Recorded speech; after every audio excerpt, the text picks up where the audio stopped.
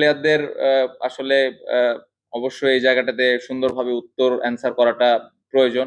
প্লেয়ারদের এই জিনিসটা হ্যান্ডেল করা ইম্পর্টেন্ট। পাশাপাশি যারা আপনারা আছেন এবং পাশাপাশি যারা অনেকে কন্টেন্ট টন্টেন্ট বানায়, অনেক কিছুই করে, ওই জায়গাটাতে আরেকটু শুদ্ধতা থাকলে ভালো। আরেকটু আমি আসলে কি ওয়েতে কথা বলছি, কিরকম ভাবে আসলে এক্সপ্লেন করছি, এই জায়গাটা যদি সুন্দরভাবে হয় রেসপেক্টফুলি, আমি বলছি না যে সমালোচনা হবে না বা কোনো কিছু, বাট আরেকটু রেসপেক্টফুলি হলে ভালো। কারণ খারাপ খেললে ডেফিনেটলি সমালোচনা হবে, এটা নিয়ে কোনো অসুবিধা নেই।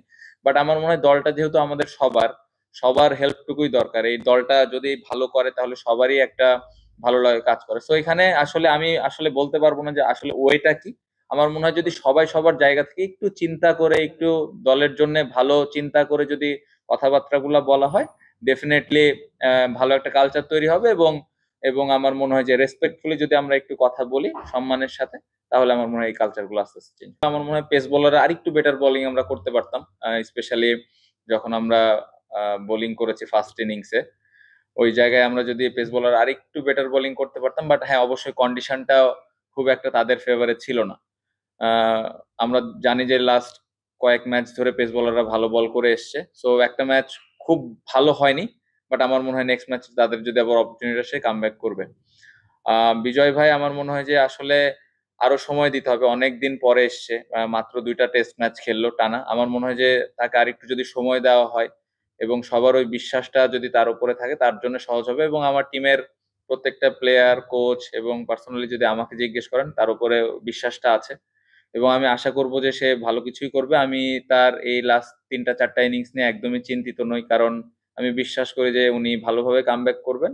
কারণ ফার্স্ট ক্লাস ক্রিকেট বলেন বা ডোমেস্টিকে যেভাবে উনি পারফর্ম করেন, আই হোপ যে উনি ইন্টারন্যাশনালে ওইভাবে করতে পারবেন। আমরা এমন একটা পজিশনে যেতে যাচ্ছিলাম যেখান থেকে আসলে ম্যাচটা হারার সম্ভাবনা কম এবং আমরা জেতার পসিবিলিটিসটাই বেশি হয়। বাট মাঝখানে বৃষ্টিটা আসলে প্ল্যানটা একটু পরিবর্তন করে দিয়েছে আমাদের। বাট আমার মনে হয় যে ওভারঅল এই পুরা ম্যাচটা আমরা জেতার জন্যই সবসময় চিন্তা ছিল। সকালে আপনি যদি বলেন যে সকাল থেকেই আরেকটু অ্যাটাকিং খেলা যেত কিনা, আমরা ওই অবস্থাতে তখনো পর্যন্ত ছিলাম না। আমরা আসলে উইকেটটা কিরকম বিহেভ করে, সো ওই 1টা ঘন্টা আমরা একটু সময় নিয়েছি। আসলে সময় বলবো না, স্টিল আমরা 3 করে রান নিচ্ছিলাম। সো প্রথম 17-18 ওভারে আমরা 60-এর মতো রান নিয়েছি। সো আমার মনে হয় যে আমরা যদি ওই পুরো লাঞ্চ পর্যন্ত ব্যাটিং করতাম, তাহলে হয়তো সিনারিওটা ডিফারেন্ট হতো।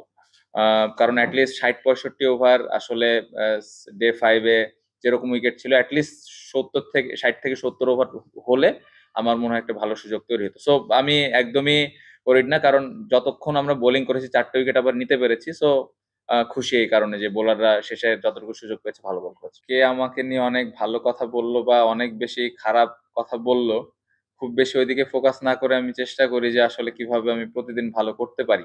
কোনোদিন হয়, কোনোদিন হয় না। আম এই খেলাটাই এমন। বাট আসলে কে অনেক বেশি অ্যাপ্রিশিয়েট করলো বা করলো না, বা আমি আরেকটু কি বেশি ডিজার্ভ করি না করি, বেশি এক্সপেকটেশন না থাকাই ভালো। আমার মনে হয় যে আমি কিভাবে আমার ব্যাটিংটা আমি এনজয় করছি কিনা এবং আমি দলের হয়ে কন্ট্রিবিউট করতে পারছি কিনা, সেটা ইম্পর্টেন্ট। অ্যাপ্রিসিয়েশন যার যার ব্যক্তিগত ব্যাপার। এই জায়গায় আসলে আমার কোনো বাড়তি কোনো চাওয়া নেই এবং আমি কোনো এক্সপেকটেশনও রাখি না।